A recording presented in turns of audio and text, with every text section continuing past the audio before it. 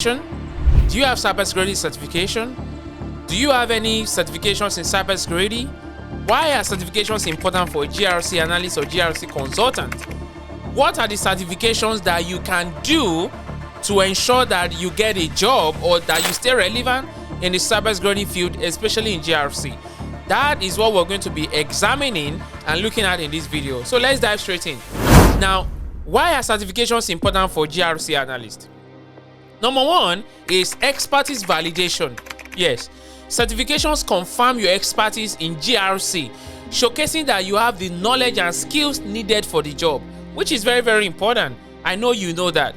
Another reason why it's important is that it helps with industry recognition. They are widely recognized in the industry, making it easier for employers to trust your abilities because they believe that you understand what you're talking about and you understand the job. All right. The third point, why it is very important, is career advancement. Certifications can open doors to higher paying positions and career growth opportunities. The next one is compliance assurance. GRC analysts deal with compliance, and having relevant certifications helps ensure an organization adherence to regulations. Another one is risk management. Certifications equip you with risk assessment and management skills, which are crucial in the GRC field. They will help you, especially in that aspect of risk management. Another reason is competitive edge. In a competitive job market, certifications distinguish you from other candidates. Even though we have tons of jobs in the world right now, there are about 2.3 million job vacancies for cybersecurity. But even at that, certifications will distinguish you, will set you apart from other candidates. Another thing is client trust. I know some of you work with clients, some of you have your agencies, and some of you, do contracts where you work with clients. Clients and stakeholders often prefer working with certified professionals due to their proven knowledge. I know if you want to have someone to do something for you, you want to ensure that they have certifications, not just by them saying that they can do the job, but they can prove it by showing you that they've got certification, that they're certified. All right, so you gain client trust by having your certification. Another thing is you stay current. Certification renewal requirements encourage ongoing learning. What that does is it keeps you up to date with industry changes. Things change in the industry every time. You know that, or you don't know? Well, I'm glad to tell you, it does change every time. So you're continuous learning, because you have to continue to learn to maintain your certification. It encourages that you keep up to date. All right. Another thing is networking. Certification programs often include access to professional networks and resources. All right. And another thing is organizational benefits. We can't emphasize this enough. Employers benefit from certified GRC analysts by having more knowledgeable and effective teams. Imagine you have a team of 5 and all of them are certified. I think the next question you might want to ask me is, what certifications would I recommend for you as a GRC analyst? Now, these are the 5 certifications I'm going to recommend for you. Number 1 is CISSP, Certified Information System Security Professional. Number 2 is CISM, Certified Information Security Manager. And number 3 is CRIC, popularly known as C-Risk, Certified in Risk and Information Systems Control. And the fourth one is CISA, popularly known as CISA, which is Certified Information Systems Auditor. And the fifth one is also one that I like as well. It's called Certified in the Governance of Enterprise IT. All right. Now, how do you register for a certification examination? I'm going to just walk you through. Okay, quick one.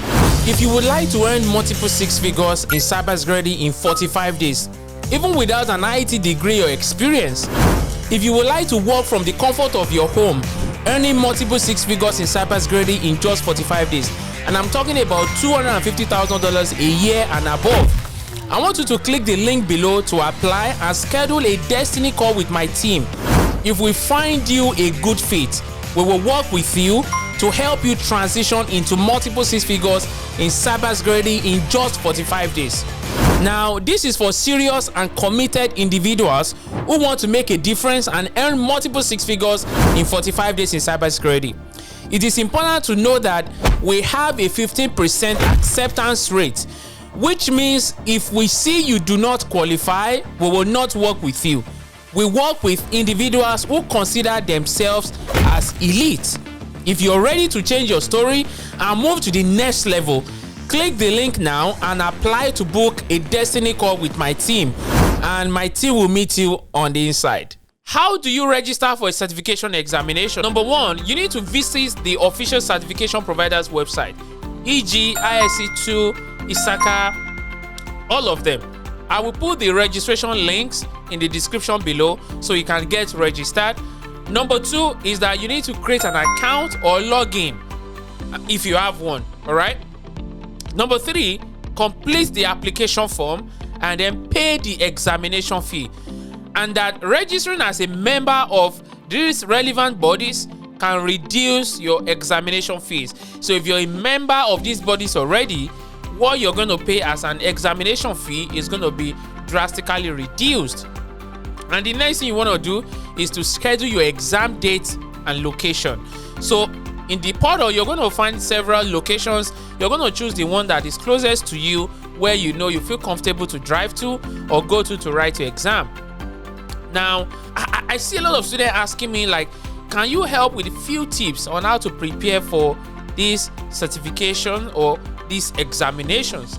And one thing is that people fail to prepare adequately for exam.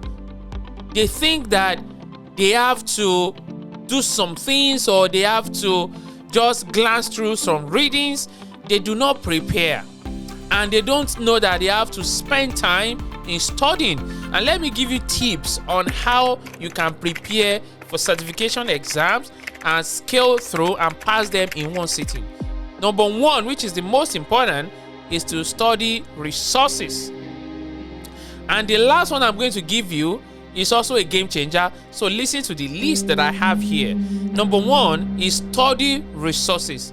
Number two, official study guides, practice exam, online courses, study groups, and also you need to create a study plan, set milestone and deadline. And the last one, which I think is very important, is practice time management during the exam. Now I'm going to list it again. Study resources, official study guides, practice exam, study groups, create a study plan, set milestones and deadlines, and then practice time management during the exam. As a matter of fact, I think practicing time management is the most important. You know why? Because time management is one of the reasons why a lot of people fail. What mistakes can you make, or what mistakes do you avoid during the certification examinations? Number one is lack of time management. Number two is not reading questions carefully. The questions are very tricky, so it is important that you spend time patiently, read the questions carefully. Number three is guessing too often. While you're reading the questions, you're already guessing the answer. Don't do that. As I'm telling you, you can tell I'm telling the truth because I've gone through it as well. So don't guess at all. And the fourth one is neglecting to review answers. You don't review the answers before picking one. You need to review all the options that you have before picking an answer. And the next one is panicking under pressure. I know this is not easy.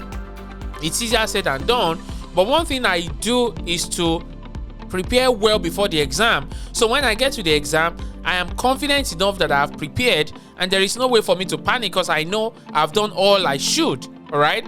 Now, a PC is required or preferred when you're going to write your exam. I would advise you, don't use Mac, don't use MacBook Pro or Apple product when you want to write your exam. I'm not saying Apple is bad or Mac is bad, but PC is usually very applicable, to writing your exam, because some people have complained that when they use Mac or when they use Apple, they fall into some sort of challenges. So I would advise you use PC instead. All right. Now, when you're done with your exam and you pass it, how do you get endorsement? Because there has to be some form of endorsement before you can get the certification. You have your result that you've passed, but you need endorsement to get the certificate. Now, for some certifications, you may need endorsement from colleagues or supervisors. What I will tell you to do is to use LinkedIn. All right. If you go on LinkedIn and you search for, let's say for instance, you've done your CISSP and you need an endorsement, right? What you do is go on LinkedIn, type CISSP and click on people. When you filter your search, you're going to see everyone that has CISSP, and you can write them that you've done your exam and you need an endorsement. And people, trust me, people often respond. Ensure that endorsers are familiar with your work and qualifications. It is very, very important. Let them know and follow the certification provider's guideline for endorsement. Now, another thing you might want to know is that, is there a need to renew your certification? You might want to ask that. Is there a need to renew your certification? And trust me, your certification has to be renewed every year. When I mean renew, not that you're writing another exam. What that simply means is that you have to make your payment. There are dues that you have to pay. Not only dues, there are CPs that you need to get to. There are, for instance, CISSP, Series Caesar, they have the CP that you need to do. It is called continuous education.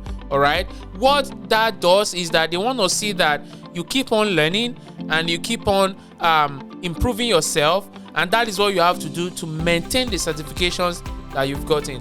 I hope this video has been helpful. If it is helpful, comment below and let me know in the comment section what you want me to do next and how this has been helpful to you. And I'll see you again on the next one. Thank you, guys.